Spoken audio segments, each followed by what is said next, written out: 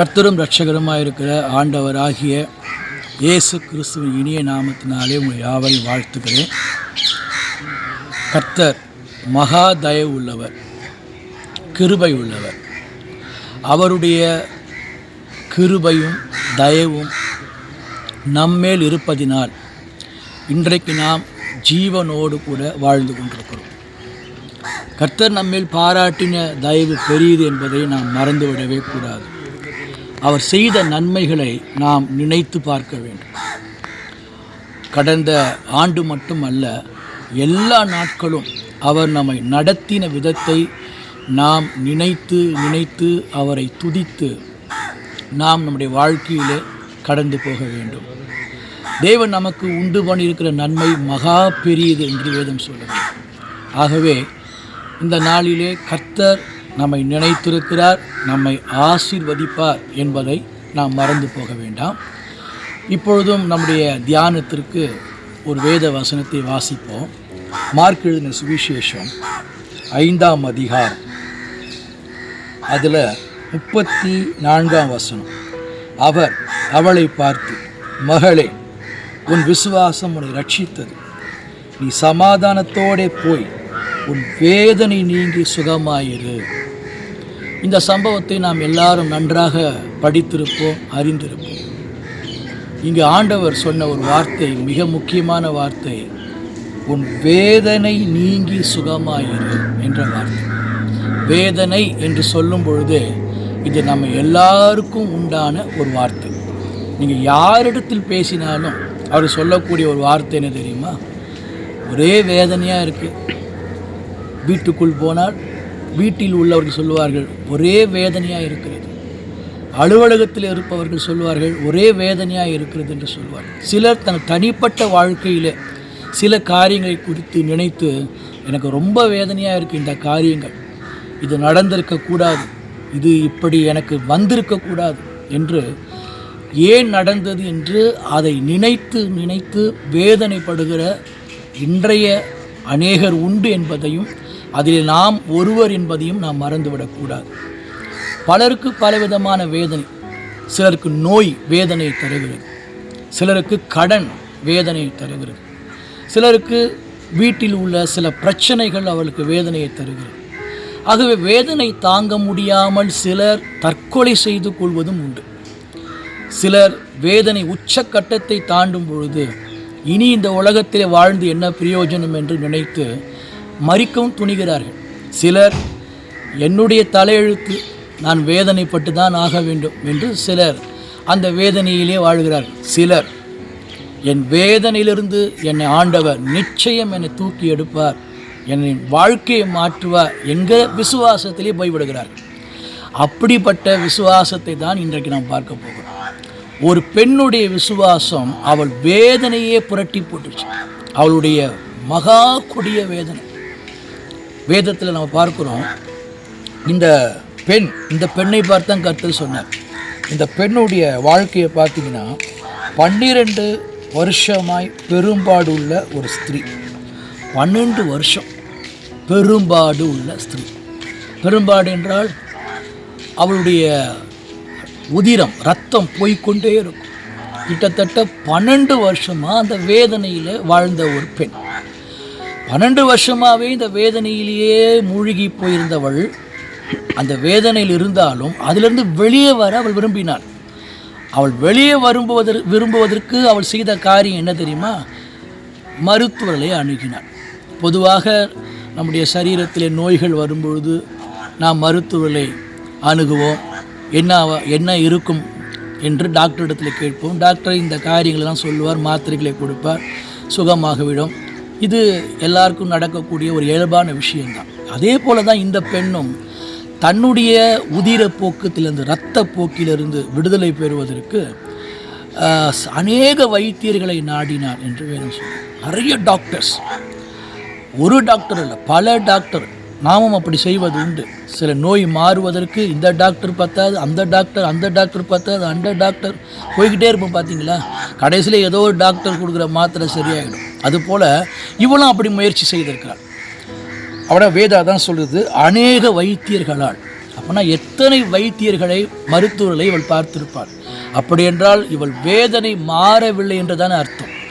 ஒருவேளை ஒரு மருத்துவரை பார்த்து சுகமாயிருந்தால் நிச்சயமாக இவள் இந்த சம்பவத்தில் பட்டியலில் வந்திருக்க மாட்டாள், இந்த வேதத்தில் வந்திருக்க மாட்டாள்.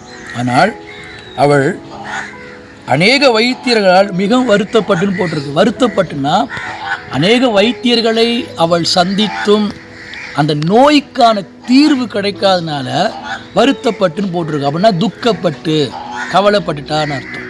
இவ்வளோ பணத்தை செலவழிச்சோமே, இவ்வளோ மாத்திரைகளை விழுங்கினோமே, நமக்கு சுகமே இல்லையே என்கிற நிலைக்கு தள்ளப்பட்டாள். அதான் வசனம் சொல்லுது, தனக்கு உண்டானவைகளை எல்லாம் செலவழித்தும் தனக்கு சேர்த்து வைத்த அத்தனை பணத்தையும் மருத்துவத்திற்கே அவள் செலவு பண்ணிவிட்டாள், மருத்துவத்திற்கே கொடுத்து விட்டாள். அப்படின்னா அவள் கையில் கண்டிப்பாக மீத காசு கூட இருக்காது என்று பொருள் என்பதை நாம் புரிந்து கொள்ள வேண்டும். அப்படி என்றால் அநேக வைத்தியர்களை சந்தித்து தனக்கு உண்டானவையெல்லாம் செலவழித்து, அதில் ஒரே ஒரு வாக்கியம் மட்டும் ரொம்ப முக்கியமானது. அப்படின்னா சற்றாகிலும் குணமடையாமல், சற்றாகிலும், இவ்வளோ டாக்டர்ஸ், இவ்வளோ மருந்து, ஆனால் சுகம் கிடைக்கல. அதான் சற்றாகிலும் அப்படின்னு போட்டிருக்கு. அப்போது இன்றைக்கு நாமும் அப்படி தான். அநேகர் வியாதி நீங்கின பாடில்லாமல் வருடம் முழுவதும் மாத்திரைகளை விழுங்கி கொண்டே இருப்பார்கள், சாப்பிட்டு கொண்டே இருப்பார்கள், பல டாக்டர்களை அணுகி கொண்டே இருப்பார்கள், ஆனால் தீர்வு கிடைக்காது. அவர்களுடைய இடத்துல போய் நாம் பேசினாலும் சொல்லுவார்கள், எத்தனையோ டாக்டரை பார்த்துட்டேன், எல்லாம் அதை தான் சொல்கிறாங்க, அதே மாத்திரையை கொடுக்குறாங்க, ஒன்றும் பிரயோஜனம் இல்லை, பணம் தான் லட்சங்கள் செலவழித்தது தவிர எனக்கு சுகம் கிடைக்கலங்க அப்படின்னு சொல்கிறத நாம் கேட்டிருக்கிறோம். அப்போ இந்த பெண்ணும் அந்த வரிசையில் இருக்கிறாள். பணத்தை செலவழித்தாள், மருந்துகளை சாப்பிட்டாள், பல டாக்டர்களை அணுகினாள், ஆனால் சுகம் கிடைக்கவில்லை. ஆகவே ரொம்ப விரக்தி அணிஞ்சிட்டாள். ஏன்னா இவளுக்கு உண்டானது சாதாரணமான ஒரு நோய் அல்ல. இவளுடைய வாழ்க்கை சொல்லப்போனால் இவளுக்கு இந்த இரத்தப்போக்கு என்பது நரக வாழ்க்கை. ஒரு பெண் இப்படிப்பட்ட துன்பத்தில் இருப்பாளா? வேதத்திலே இந்த பெண் மேற்கோள் காட்டப்பட்டிருக்கிறாள். இந்த மாதிரி ஒரு அனுபவம் யாருக்கு கிடைக்குமான்னு தெரியாது. அந்த அளவுக்கு 12 வருஷமாகவே அவள் கஷ்டப்பட்டுருக்கிறாள். அப்படின்னா அவளுடைய துயரத்தை நம்மால் எப்படி நாம் சிந்திக்க முடியும்? அவருடைய துயரம் எப்படிப்பட்டது, அவருடைய வேதனை எப்படிப்பட்டது, அவருடைய பாரம் எப்படிப்பட்டது நம்ம நினச்சி கூட பார்க்க முடியாது. நம்ம சில நேரத்தில் நம்முடைய பாரத்தை நாம் நினச்சி பார்ப்போம், நம்முடைய கஷ்டத்தை நம்ம நினச்சி பார்க்கும்போது சோர்ந்து போயிடும். லாஸ்ட்டில் ஒரு வார்த்தை வரும், இனிமேல் என்ன பிரயோஜனம், ஏதோ ஓடுற வரைக்கும் ஓடட்டும் அப்படின்னு நம்ம வார்த்தையை சொல்லுவோம். அப்படி இல்லை. இந்த பெண் மூலமாக நாம் சில விஷயங்களை கற்றுக்கொள்ள வேண்டும். இந்த பெண் சொல்கிறாங்க, வருத்தப்பட்ட பொழுது இதோடு முடிஞ்சிச்சு. டாக்டரை அணுகுனாங்க, மாத்திரையை சாப்பிட்டாங்க, பணத்தை எல்லாம் பூரா செலவழிச்சிட்டாங்க, ஆனால் சுகம் கிடைக்கல. இப்போ சுகம் கிடைப்பதற்கான வழி யார்? இப்போ இந்த அம்மா தேட ஆரம்பிக்கிறாங்க. சுகம் கிடைப்பதற்கான வழி முதல் டாக்டர் அப்படின்றது உண்மைதான். ஆனால் இப்போ மருத்துவர்களே கைவிடும் பொழுது அதுக்கப்புறம் சொல்யூஷன் யார் அப்படின்னு வரும்பொழுது அங்கே தான் இந்த பெண் இயேசுவை தனக்கு முன்பாக நிறுத்துகிறாள். அது ரொம்ப முக்கியமான விஷயம். அதாவது நம்முடைய வாழ்க்கையில் எல்லா பக்கத்திலும் முயற்சி பண்ணுவோம். நம்முடைய திறமையை வச்சு, நம்முடைய அறிவை வச்சு, நம்ம அழகை வச்சு, நம்முடைய செல்வத்தை வச்சு, அப்படி எங்கெங்கெல்லாம் போய் எனக்கு இது இருக்குது, இதை வச்சு நான் முயற்சி பண்ணிவிடுவேன் அப்படி சொல்லி சில பேர் போய் கடைசியில் தோல்வி அடைஞ்சதெல்லாம் உண்டு. அதுபோல தான் இந்த அம்மா முயற்சி பண்ணாங்க. ஆனால் இப்போ முயற்சி வீணாகி போயிடுச்சு, உடம்பு ரொம்ப பாதிக்கப்பட்டுருச்சு. இனி பிழைக்கக்கூடிய வாய்ப்பு எண்ணப்பட்டு கொண்டிருக்கிறது. இந்த நிலையில் தனக்கு முன்பாக மருத்துவரை நிறுத்தினவள், தனக்கு முன்பாக மருத்துவரை தேடி போனவள், இன்றைக்கு இயேசுவை தேடி போகிற ஒரு விசுவாசம் அவளுக்குள் வருகிறது. அல்லேலூயா. அல்ல கவனிங்க, நாம் நம்முடைய முயற்சியை செய்வது தவறல்ல, நம்முடைய நம்பிக்கையிலே போவது சரியல்ல. ஆனால் சில நேரங்களிலே அது நமக்கு கை கொடுக்காமல் போகலாம். என்னை பொறுத்த வரைக்கும் வேதம் சொல்லுகிறபடி கர்த்தரையே தன் நம்பிக்கையை கொண்டிருக்கிற மனுஷன் பாக்கியவான். அப்போ கர்த்தரை தான் நம்ம நம்பிக்கையாக கொண்டிருக்கிறோமே தவிர நம்முடைய திறமை, நம்முடைய செல்வம், நமக்கு சொந்தங்கள் இருக்குது, உறவுகள் இருக்குது, நண்பர்கள் இருக்காங்க அப்படின்னு நம்ம நினச்சி போனோன்னா அவர்களால் நாம் வெட்கப்பட வேண்டிய நிலை ஏற்படும். அவர்கள் நம்மை ஒரு நிமிஷத்தில் கைவிட்டு விடுவார்கள். நன்றாக பழகுவார்கள், பேசுவார்கள். ஆனால் உதவி என்று வரும்போது நிறைய பேர் காணாமல் போயிடுவாங்க. இதுதான் இன்றைய உலகம். ஆனால் இயேசு கிறிஸ்துவிடத்தில் வரும்போது அந்த ஏமாற்றத்தை நீங்கள் பார்க்க முடியாது. இயேசு கிறிஸ்துவை நீங்கள் நம்பி வரும்பொழுது அவராலே உங்கள் தலை உயர்த்தப்படுமே தவிர ஒரு காலம் நீங்கள் வெட்கப்பட்டு போக மாட்டீங்க. இதுதான் உண்மை. வேதம் சொல்லுது. அப்போஸ்தலனாகிய பவுல் சொல்கிறாரு, அவரை விசுவாசிக்கிறவன் எவனோ அவன் வெட்கப்படுவதில் என்று எழுதியிருக்கிறது அப்படின்னு பைபிளில் போட்டு எழுதியிருக்கிறது தான். அவரை விசுவாசிக்கிறவன் வெட்கப்பட்டு போவதில்லை. அப்போது இயேசு மேலே நம்ம அந்த விசுவாசத்தை வைக்கும் பொழுது அந்த விசுவாசம் நம்மளை வெட்கப்படுத்தாது. அதற்கு உதாரணம் இந்த பெண், பெரும்பாடு உள்ள இந்த பெண் வெட்கப்படாமல் போனாள் என்பதற்கு இது ஒரு உதாரணம். இப்போ இயேசுவை கேள்விப்பட்டு, அந்த வார்த்தையை கவனிக்கணும், இயேசுவை கேள்விப்பட்டு நான் அவருடைய வஸ்திரங்களை தொட்டாகிலும், அதாவது தொட்டாள் நான் சொஸ்தமாவேன். அவள் எப்படி சொல்கிறான்னா, நான் அவருடைய வஸ்திரங்களை யாகிலும் தொட்டால் சொஸ்தமாவேன். அப்போனா என்ன வஸ்திரமாகிலும் அப்படின்னா வஸ்திரத்தின் எந்த பகுதியாவது தொடுறதுக்கு நான் ரெடியாக இருக்கிறேன். இயேசு கிறிஸ்து எங்கே இருக்கிறாரு, என்ன மாதிரி நிலைமையில் இருப்பார் எனக்கு தெரியாது. ஆனால் அவர் வஸ்திரம் எந்த பக்கம் எனக்கு தொடுவதற்கு ஏதுவாக இருக்கிறதோ அந்த பக்கம் நான் தொடுவேன். நான் அப்படி தொடும் பொழுது நான் சுகம் அடைவேன் என்று விசுவாசிக்கிறேன் என்று அவள் தனக்குள்ளே சொல்லி கொண்டாள். இப்போ இவளுக்கு யாரும் சொல்லித்தரல, இயேசு கிறிஸ்துவை நீ விசுவாசி, அவர் வஸ்திரத்தை போய் தூடு, உனக்கு எல்லா நோயும் போயிடும் அப்படின்னு யாரும் சொல்லித்தர. இன்றைக்கி நிறைய பேர் என்ன சொல்லித்தராங்க, நீங்கள் அந்த மீட்டிங் போங்க, அவர் நடத்துகிற மீட்டிங் போங்க, அந்த ஊழியக்கார்கிட்ட போங்க, அவர் உங்களுக்கு தொட்டவனே குணமாயிடும், அவர் ஜெபம் பண்ணார்னா நோயே காணாமல் போயிடும் அப்படிலாம் சொல்லுவாங்க. நீங்களும் ஓடுவீங்க. சில பேர் இப்படி தான் ஓடினுக்கிறாங்க, அங்கேயும் இங்கேயும் ஓடுறாங்க. இவன் எங்கே பல டாக்டர்கிட்ட போனாலும் அந்த மாதிரி இவங்க பல ஊழியக்கார்கிட்ட போயிருக்கிறாங்க. இவர்கிட்ட போனால் சுகம் கிடைக்குமா, அவர்கிட்ட போனால் சுகம் கிடைக்குமா, இவர் ஏதாவது தலைமையில் கையை வச்சா சுகம் கிடைக்குமான்றாங்க. சுகம் கிடைக்காது.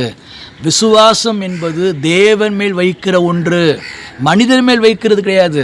யாரோ ஒரு மனிதன் செய்கிற ஊழியத்தையோ அந்த மனிதன் மேலேயோ வைக்கிறது அல்ல விசுவாசம். கர்த்தராகிய இயேசு கிறிஸ்து மேல் வைக்கிற விசுவாசம் தான் உன்னை ரட்சிக்கும், அதுதான் உன்னை குணமாக்கும். அதை நீங்கள் புரிஞ்சுக்கணும். அப்போது நாம் ஏன் தடுமாறுறோன்னா, நம்ம இன்னொருத்தர் கை வைத்தால், இன்னொருத்தருடைய கூட்டத்திற்கு போனால் சுகம் அடைவோம் என்பதினால் வைக்கப்படுகிறோம். ஆனால் நாம் அதற்கு பதிலாக இந்த பெண்ணை போல நான் இயேசுவின் வஸ்திரத்தையாகியும் தொட்டால் நான் சொஸ்தமாவேன் என்று சொல்லும்பொழுது அப்போ அவரை மட்டும் சார்ந்திருப்பது, அவர் மட்டும்தான் என்னை குணமாக்க முடியும் என்பதான ஒரு விஷயம். அப்போது இங்கே நம்ம பார்க்குறோம், அவர் சொல்லிட்டு ஜனக்கூட்டத்துக்குள்ளே அவருக்கு பின்னாக வந்து அவர் வஸ்திரத்தை தொட்டார். இயேசுவை அந்த நாட்களிலே பார்ப்பது என்பது கடினம்தான். ஏன் அப்படின்னா இயேசுவை சுற்றிலும் திரளான ஜனங்கள் எப்பவும் இருப்பாங்க, அவரை எளிதாக பார்க்க முடியாது. ஒரு பக்கம் இவளுக்கு உதரம் போய் கொண்டிருக்கிறது, பலவீனமான பாத்திரம், பலவீனமான பாண்டம். இப்படி நடந்திருப்பதற்கும் ஒரு காரணம், அவளை நடக்க வைத்தது அவள் இயேசு மேல் வைத்த விசுவாசம். அவளை இயேசுவை பார்க்க வைக்க தூண்டியது அவள் விசுவாசம். நல்லா புரிஞ்சுங்க. அப்போ அந்த விசுவாசம்தான் அவளை முன்னோக்கி பயணம் செய்யுது, அவளை முன்னாடி தள்ளுது பாருங்கள் விசுவாசம். நமக்கு விசுவாசம் இருந்ததுன்னா முன்னாடி என்ன தடை இருக்குது, என்ன பிரச்சனை, இதெல்லாம் பார்க்கவே மாட்டோம். விசுவாசம் குறையிறதுனால தான் பயம் வருது, பதற்றம் வருது, நம்பிக்கையெல்லாம் போயிடுது, ஜபம் வாழ்க்கை போயிடுது, ஆண்டவருக்குள்ளே இருக்கிற அந்த நெருக்கெல்லாம் போயிடுது. புரியுதுங்களா? ஏன் போயிடுதுன்னா விசுவாசம் இல்லை. விசுவாசம் உங்களுக்கு எப்போ விசுவாசம் வரும்னு தெரியாது. திடீர்னு அடுத்த வருஷம் வரும், இல்லை அடுத்த மாதம் வரும், உங்களுக்கு தெரியாது. விசுவாசம் எப்போவும் இருக்கணும். போராட்டங்கள், வேதனைகள், பலவீனங்கள், பாடுகள், உபத்திரவங்கள், கடன் தொல்லைகள் எதுவானா இருக்கட்டுமே, விசுவாசத்தை மாற்ற நம்ம இழந்துடவே கூடாது. ஏன்னா விசுவாசம்தான் முடிவிலே வேதனையிலிருந்து நம்மை தூக்கி எடுக்கும். அதுக்கு உதாரணம் இந்த பெண். அப்போது இந்த பெண் ஜனக்கூட்டத்துக்குள் போகிறாள், இயேசுனுடைய வஸ்திரத்தை தொடுகிறாள். பைபிள் என்ன சொல்கிறது? உடனே அவளுடைய உதிரத்தின் ஊரல் நின்று போயிட்டு, அதான் ரத்தம் போய்கிட்டே இருந்தது, நின்று போச்சு. அந்த வேதனை நீங்க அவள் ஆரோக்கியம் அடைந்ததை அவள் தன் சரீரத்தில் உணர்ந்தாள். அல்லேலூயா. விசுவாசத்தினாலே நீங்கள் தேவனை அணுகும் பொழுது நீங்கள் ஆரோக்கியம் அடைவதை நீங்களே உணர்வீர்கள். மற்றொரு சொல்ல வேண்டிய அவசியம் இல்லை. சில பேர் பாருங்கள், நீங்கள் சுகமாயிட்டீங்களா, என்னவா வந்தீங்க, என்ன வியாதி சொல்லுங்கள், எப்படி சுகமானீங்க அப்படின்னு சில சாட்சி சொல்ல வைப்பாங்க. அது உண்மையாக இருக்கலாம், பொய்யா கூட இருக்கலாம். ஆனால் இது உண்மை.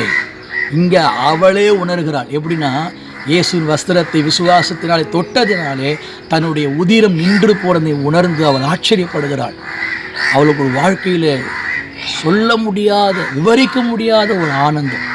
எவ்வளோ பணம், எவ்வளோ டாக்டரை சந்தித்து பணத்தை செலவழிச்சுப்போம், அதில் கிடைக்காத அந்த சந்தோஷம் இயேசுவின் வஸ்திரத்தை அப்படி ஓரத்தை தொட்டதுனால அவருடைய 12 ஆண்டுகளுக்கான தீர்வு கிடைக்கும். அல்லேலூயா. 12 வருஷத்துக்கான தீர்வை இயேசு கொடுத்தாருங்க.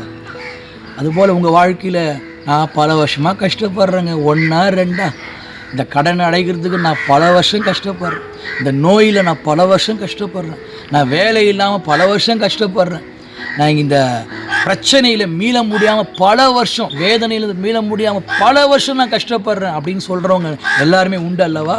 உங்களுக்கான செய்தி தான். 12 வருடமாய் உதிரப்போக்கினால் பாதிக்கப்பட்ட இந்த பெண்ணுக்கு தேவன் ஒரு முடிவு கட்டுவாரானால், ஒரு முற்றுப்புள்ளி வைப்பாரானால், அவள் விசுவாசத்தின் மூலமாய் ஒரு அற்புதத்தை காணும்படி செய்வாரானால் உங்கள் வாழ்க்கையில் அதை செய்வார். அல்லேலூயா.